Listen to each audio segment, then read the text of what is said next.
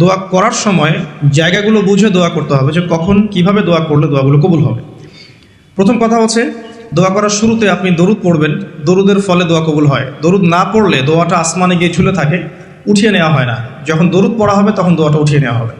দোয়া করার কিছু টেকনিক আছে, যে কিভাবে কি দোয়া করলে কবুল হবে, কখন দোয়া করলে কবুল হবে, এগুলো বুঝে দোয়া করতে হবে। অনেকেই বলে দোয়া করে যাচ্ছে কবুল হচ্ছে না। কিছু বিষয় আছে হয়তো এই কারণে হচ্ছে না, হয়তো বা আল্লাহ পাক চাচ্ছেন এটা আপনার জন্য পরে পাওয়া উত্তম, সেই জন্য আপনি এখন পাচ্ছেন না।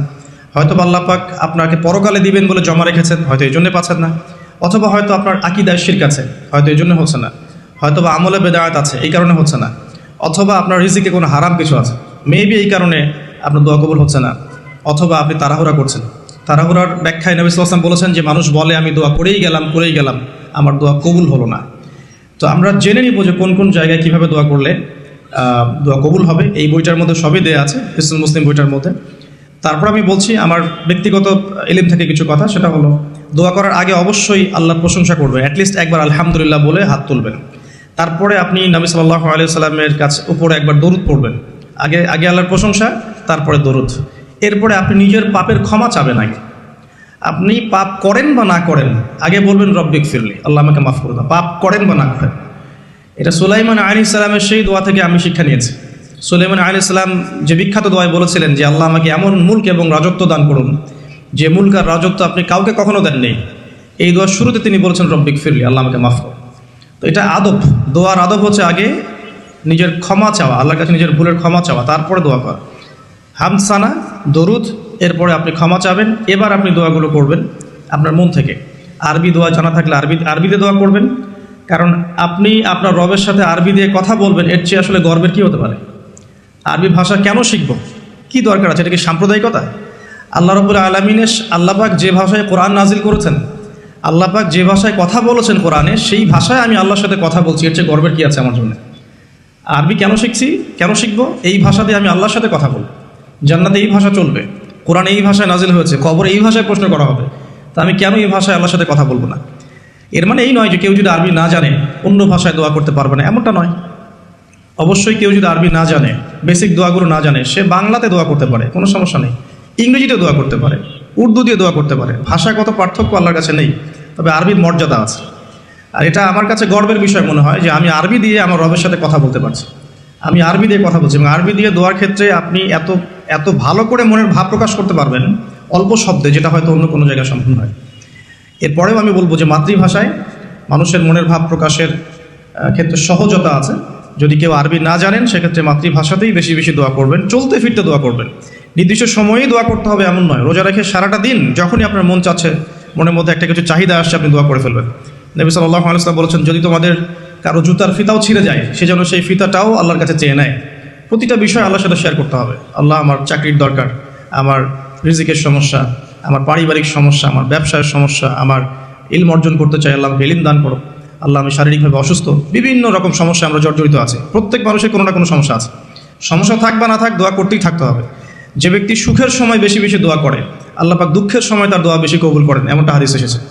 যে ব্যক্তি সুখের সময় ভালো আছে, এখন আমার ফিজিক্যাল আমি ফিট, এখন আমি আল্লাহ পাকের অসীম নিয়ামতের মধ্যে আছি, বাড়ি গাড়ি টাকা করি, আত্মীয় স্বজন, স্ত্রী সন্তান সবই আছে, আমার কোনো কিছুর অভাব নাই।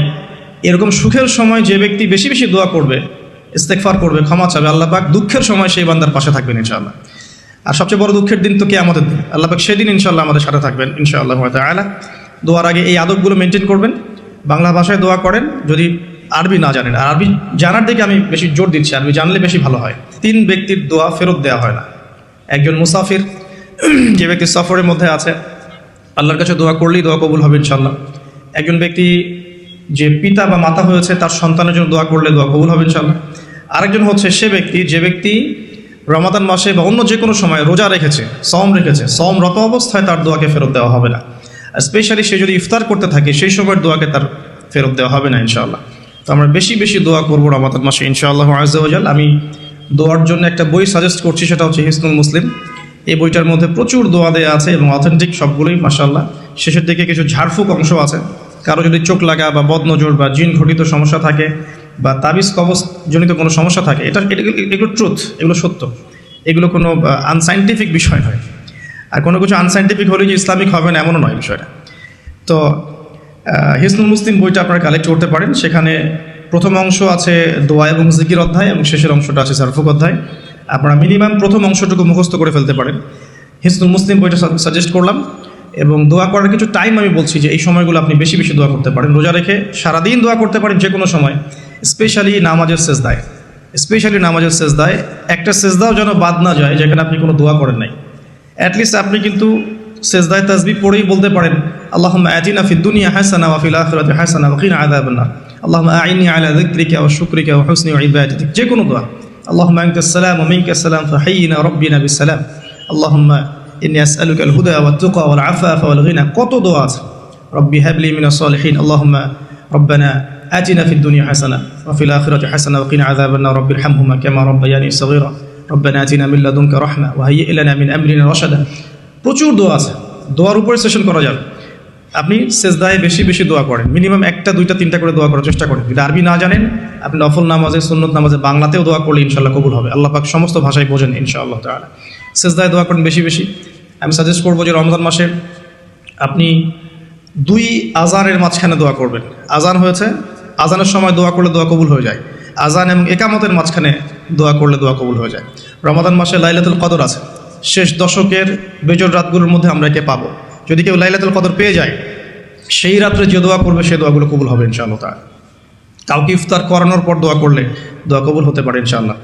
দান সাদাকা করার পর দোয়া করলে দোয়া কবুল হতে পারে ইনশাআল্লাহ। হয়তো বৃষ্টি হচ্ছে, আপনি বৃষ্টি দেখে দোয়া করলেন, দোয়া কবুল হবে ইনশাআল্লাহ। দোয়া কবুলের অনেক সময় আছে, অনেক মুহূর্ত আছে, অনেক আদব আছে। এগুলো আমি সাজেস্ট করে দিয়েছি। বইটার নাম হিসনুল মুসলিম। এই বইয়ের মধ্যে সব কিছু লেখা আছে, আপনারা একটু পড়ে নেবেন। আমি এখানে বেশি টাইম দিলে পরেরগুলো কভার করতে পারবো না। আল্লাহ পাক আমাদেরকে বেশি বেশি দোয়া করার তৌফিক দান করুন, আমিন। আর এরপরে রমাদান মাসে সওম রেখে আমরা বেশি বেশি জিকির করতে চেষ্টা করব। জিকির বলতে কি বোঝাচ্ছি? আল্লাহ রাব্বুল আলামিন তাকে ডাকার জন্যে, তাকে স্মরণ করার জন্য যে বিষয়গুলো মাধ্যম হিসেবে দিয়েছেন, এগুলো প্রত্যেকটাই কিন্তু জিকির। সলাতও এক প্রকার জিকির, আমাদের কোরআন তেলাওয়াতও এক প্রকার জিকির।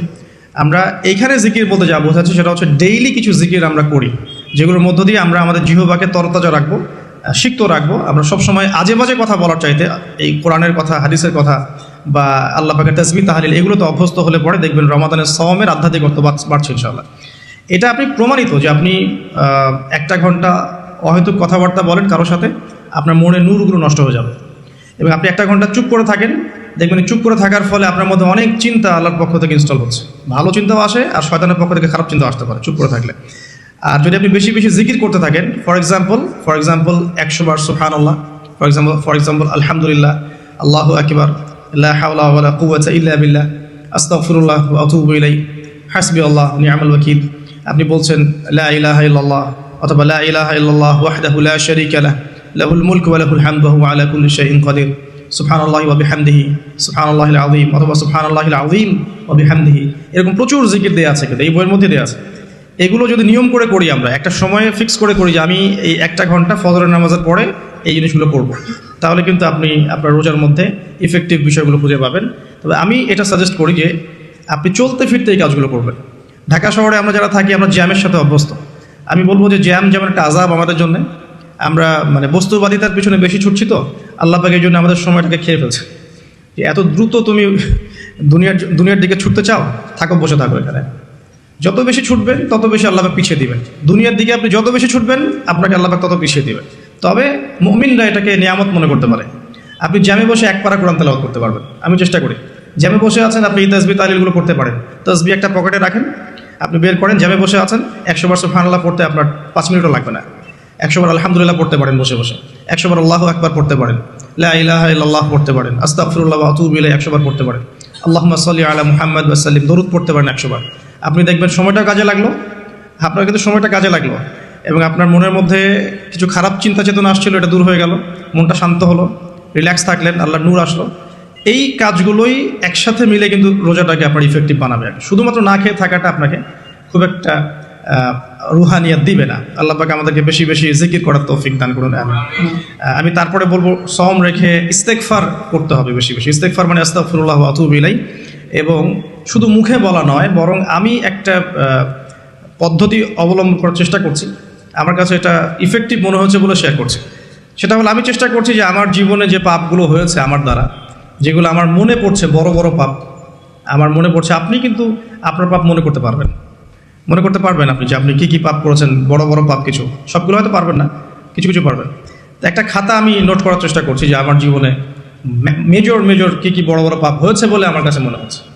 তো এরকম পাপ আপনি একটা লিস্ট করতে পারেন, এবং যখন একটা পাপের কথা মনে হবে, এই পাপ সংক্রান্ত বিষয়গুলো কিন্তু মাথায় চলে আসবে, ওখানে আমার কি ভুল ছিল আসলে, এবং সেই ভুলটা যেন আমার পরিবারবর্গ না করে, এবং সেই ভুলটা যেন আমার বাচ্চারা না করে।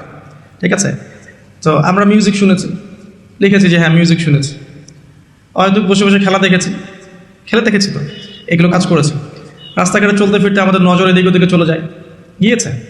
এমন কেউ নাই এখন এই বিশ্বে বসবাস করে যারা কখনো অনলাইনে ঢুকে একটা মেয়ের নগ্ন ছবি চোখে পড়েনি। এমনটা হয়েছে। আমরা কিন্তু নোট আউট করতেই পারি আমাদের পাপগুলো কী কী হয়েছে।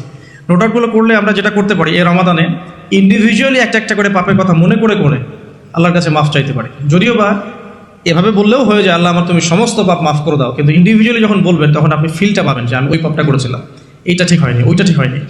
তখন ইনশাআল্লাহ তাআলা ইস্তেগফারটা পারফেক্ট হবে, ইস্তেগফারের ভিতরে একটা প্রাণ আসবে ইনশাআল্লাহ। শুধু মুখে বলবো না যে আস্তাগফিরুল্লাহ ওয়া আতুবু ইলাইহ। তো আমি এটা চেষ্টা করছি লিখে ফেলার জন্য। তো এখানে দুটো বিষয় আসবে, একটা হচ্ছে আমার কিছু আল্লাহর সাথে জড়িত পাপ, এবং আল্লাহর সাথে জড়িত পাপগুলো কিন্তু মাফ পাওয়া খুব সহজ। মুখলেসভাবে তওবা করলেই আল্লাহ পাক মাফ করে দিবে ইনশাআল্লাহ। এবং আল্লাহ রাব্বুল আলামিন এমনও বলেছেন যে আমি এই পাপগুলোকে নেকি দিয়ে পরিবর্তন করে দেব, এটা আল্লাহ পাক বলেছেন। আরেকটা বিষয় আছে, আল্লাহ পাকের কিছু হক নষ্ট করেছি, যেমন নামাজ, হয়তো একটা সময় নামাজ পড়ি নাই, একটা সময় রোজা রাখি নাই, একটা সময় দেখা গেছে কেউ জাকাত দেয় নাই ইত্যাদি। এগুলোর জন্যে দুটো অপশন, এখানেও দুটো অপশন। কিছু কিছু আলেম বলেছেন যে এর জন্যে খালেস তওবাই যথেষ্ট, এর কাফারার দরকার নাই। আবার কিছু কিছু আলেম বলেছেন যে নামাজ যতগুলো কাজা হয়ে গেছে এগুলোকে হিসেব করে কাজা আদায় করে দেয়া। এরকম দুটো স্কুল অফ থট কিন্তু আছে, আমি এটা ঘাটাঘাটি করেছি।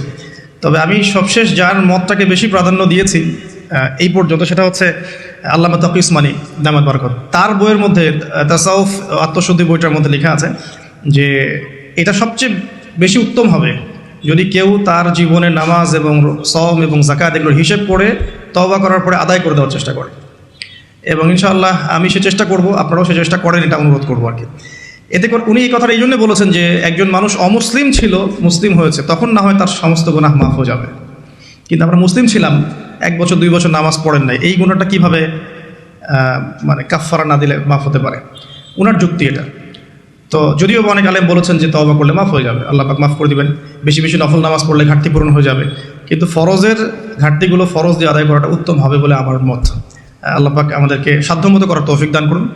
আরেকটা অপশন আছে, রমজান মাসে উমরা করতে পারেন। রমজান মাসে যদি উমরা করতে পারেন বা সুযোগ হয়, আল্লাহ যদি তৌফিক দান করেন, সেখানে একটা সুবিধা আছে,